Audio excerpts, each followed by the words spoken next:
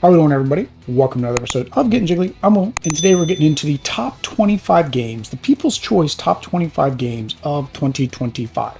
Now, of course, this is not my list. My list is going to be in separate videos. This comes from the Pub Meeple ranking engine, where thousands of other board gamers have voted. Maybe you, I know I did, on our favorite games. To make this list as interesting as possible, we've done a little bit of housekeeping, similar to what I did previous year, where games that are more of a system have been combined together, or like a deluxe edition has been combined together, if they both showed up in the top 25, which did happen a couple times. So number 25, kicking us off, is Dune War for Arrakis. Now, it is a game that shouldn't be confused with other Dune games. This is the big sweeping war game version of Dune. It's mostly a two-player head-to-head battle. One person is the Atreides, trying to survive guerrilla warfare, while the other is the Harkonnens, trying to, well, crush them with brute force. People are liking it because it's basically a War of the Ring replacement, but in space. It captures that cinematic feel of the movies perfectly, and if you want to maneuver armies and ride the worms and battle into different places, this is the war game for you. Number 24 is Oathsworn Into the Deep Wood. What it is a massive boss battler campaign game. You're basically a band of mercenaries fighting terrifying monsters in a dark fantasy forest. It's got really unique choose your own adventure aspects when the story mode happens between the different fights. People are liking it because the bosses are incredible. Instead of just like rolling dice and hoping, or playing cards and hoping, you're managing your cooldowns and trying to predict what the monster is going to do next. It's got a lot of love for the story that it has too. People are saying the narration, especially when you use the app, is top tier, rivaling that of Gloomhaven, but with a lot less admin work. Number 23 is Lost Ruins of Arnak. So what it is, well, we're going exploring. This is a smooth blend of worker placement and deck building, where you are researching artifacts, fighting guardians, exploring new locations, and trying to be the most efficient archaeologist in 5 rounds that you can be. The people are liking it because it's pleasant. It's one of those games that rarely frustrates you, but it is a brain burn. Production is great. It's accessible enough to play even with family. It's very crunchy, for a real game night, and it's slipped through the rankings a little bit, but it's still probably considered a modern classic. Number 22 is Arks. It's a newer sci-fi epic from the same team that brought you Root, so Leader Games. It's a trick-taking game that drives space opera and area control, which is really weird. People are liking it because it's dramatic. It's got a campaign mode, The Blight, tells a crazy story and decisions where one game can change the next. It's aggressive and mean in all the right ways. If you like a high interaction table talk, this is the hotness right now for you. Number 21 is Great Western Trail, and this is one of the ones we combined into a series. Whether you're herding cows or sheep, right, across America or New Zealand, it holds the 21 spot. This is where you're traveling on a path and managing a herd of cattle, or, well, sheep again, and building things to make your trip more profitable. It's a heavy strategic loop that's where you're trying to get the trail faster and faster than most of your opponents. People are liking the newest one, New Zealand, and it's the highest ranked of the bunch because of the streamlining that they've done through the different versions. It adds some new complexity with sea travel, and veterans of the series were really digging into it.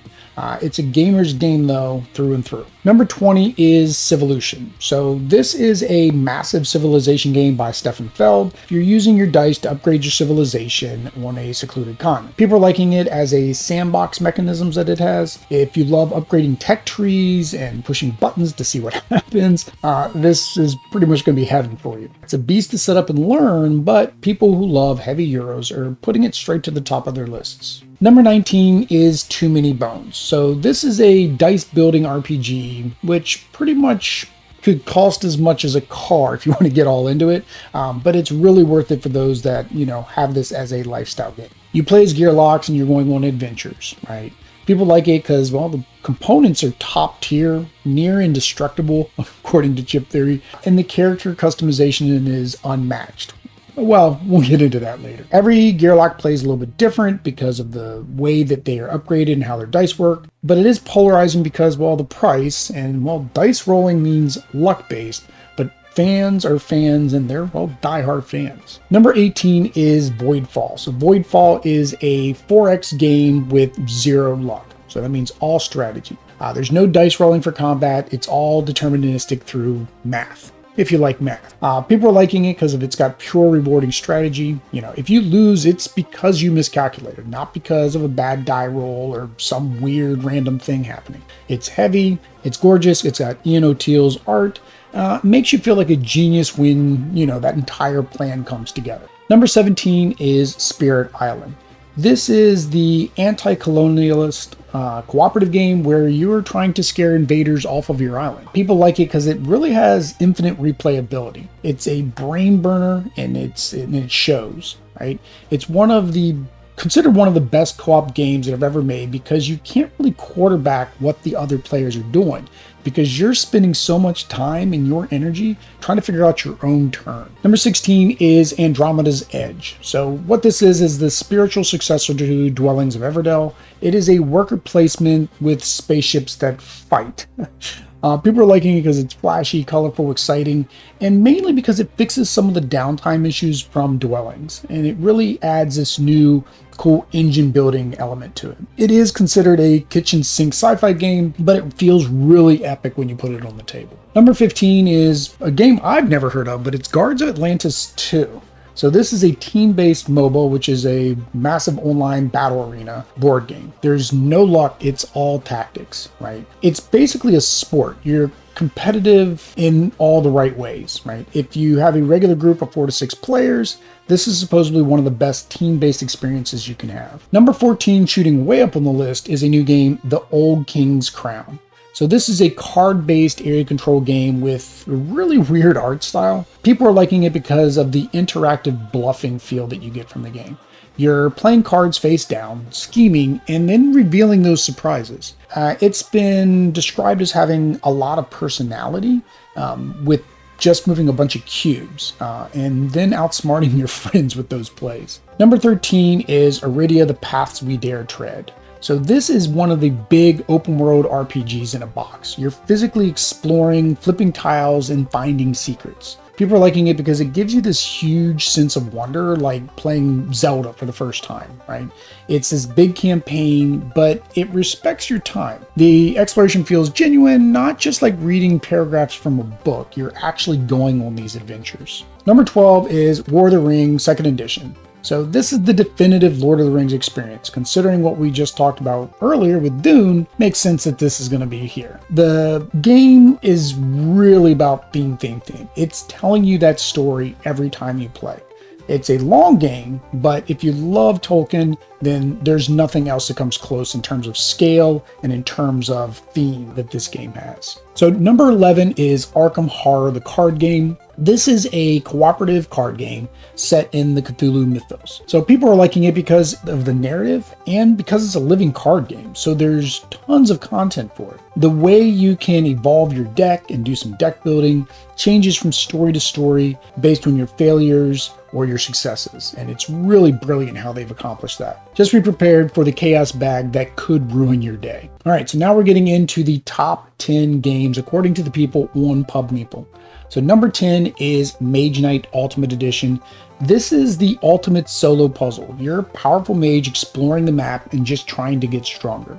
It's a brain burner. Every turn is basically a logic puzzle of how can I use my cards that I have in my hand perfectly. It's really tough to learn, but once you master it, you're gonna love it. Number 9, you're probably wondering where this was on the list, but this is Brass Birmingham. So this is the economic masterpiece of industrialization and the revolution. It has coal, it has iron, and most importantly, it has beer. So the interaction between people is really why the players like it. It's subtle, but it's crucial. You need people to use your resources, but you also want to block them.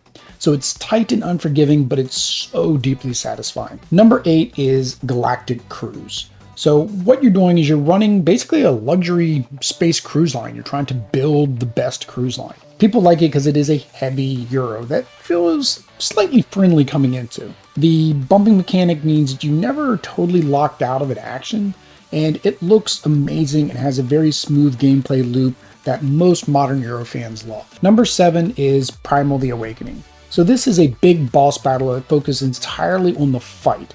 So think Monster Hunter before the Monster Hunter board game, and honestly probably better than the Monster Hunter board game.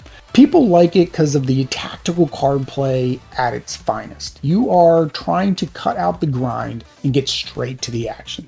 If you want a big boss fight without hundreds of hours of campaign, this is the right one for you. And it has a minimal campaign mode added onto it. Number 6 is a big solo hit, Slay the Spire, the board game. So this is a co-op game. Most people, I think, play it solo, and it's an adaptation of, well, the video game of the same name. People like it because of the roguelite features that just work. It translates the video game mechanics perfectly into the table without a lot of fiddliness. It's fast, it's fun, and really easy to get to the table. Number 5 is SETI, or the Search for Extraterrestrial Intelligence. This is a very heavy science game about, well, learning about alien life. The theme and integration is fantastic. The rotating solar system board isn't just a gimmick. It actually affects your gameplay. So it feels like a real scientific endeavor when you're playing this game. Which way do you want to go? What do you want to do? It's a very fresh theme for most players, and that's why they're liking it. Number 4 is Ark Nova. So this is basically building a modern zoo. You are taking cards to do actions, to place tiles, and comboing is king. The action selection system is really brilliant in the way that they've done it, because you get to take an action and it feels very powerful. It feels great when you get to accomplish it. It's a long game, but you're constantly doing cool stuff, which makes it really fun. Number 3 is Elder Scrolls Betrayal of the Second Era. What this is Chip Theory's take on Tamriel. So people like it because it's refining that too many bones system that we talked about earlier in the countdown, and it puts it into a world with certain lore and flow that maybe people are more familiar with. The character building is deep, the cooldown management makes the game feel dynamic, and you're constantly trying to improve yourself, make yourself better, just to do more cool stuff, because who doesn't like rolling a handful of dice every turn? Number 2 is Dune Imperium, and of course we are combining this with the original game and Uprising. This is the definitive deck building worker placement game. There were many that came out. We talked about Lost Ruins earlier in the countdown, but if you're wanting the best, this is considered the best. You're basically fighting for, well, control of Arrakis. People like Uprising the most, mainly because it cleans some of those edges that the expansions had to fix in the original.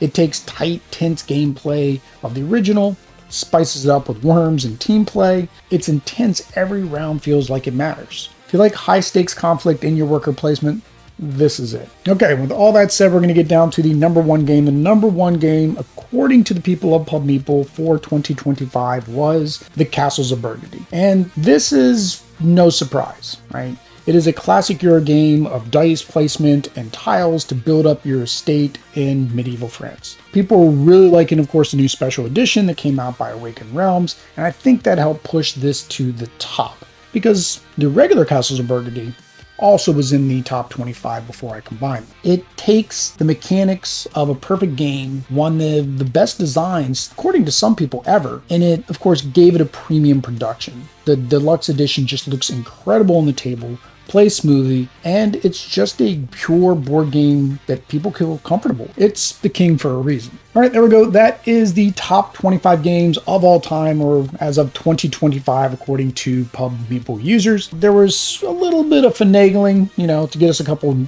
unique games in that list. Of course, we did combine Burgundy, combined Dune, and we also combined the Great Western Trail, but I feel like those deserve to be combined. If you don't, let me know down in the comments. Was one of these games one of your top games of last year? Let me know that down in the comments below as well. If you have a particular game that you think was missed, well, maybe it's on my top 25. Make sure you subscribe, hit the bell notification. That way when my top 25 games, top 10 games, well, for my top 50 of all time come out, maybe they'll be on there. Till next time, guys. Peace.